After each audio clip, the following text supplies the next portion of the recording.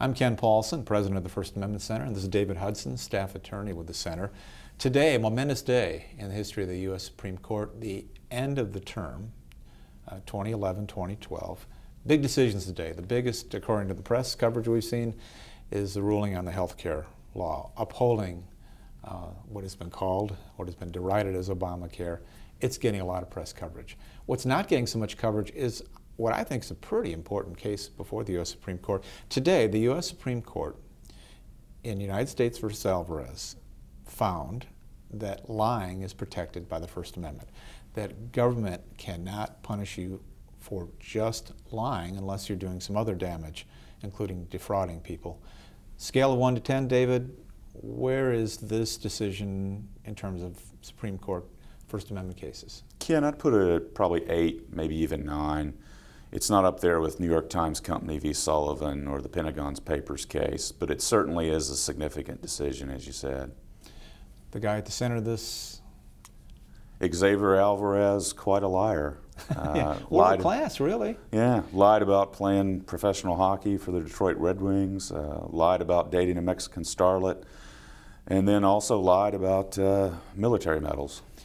And lying about having the Medal of Honor ran afoul of a law passed by Congress which said that if you lie about having a military honor that you do not in fact have, you will end up being prosecuted. And we're going to add bonus prosecution if you lie about the Medal of Honor.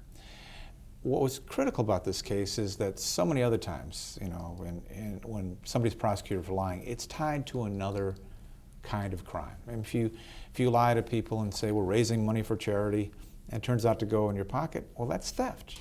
It's fraud. You can prosecute that.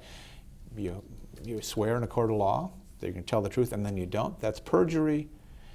Is almost always a criminal act, just intertwined with that false speech, and that's why government can prosecute it. This was just, hey, you claim to have military honor in your living room, in the bar room, or in the political arena, you get prosecuted, and that's really new territory. It is. You know, the court had intimated in the past that there's no value in false statements of fact. But they said that in the context of what you said, defamation cases, fraud cases, where there's direct, tangible harm. And here you just have the government punishing lying without any direct harm to a particular individual, and it criminalizes both public lies and private lies. So it really does have the feel and the smell of government overreaching.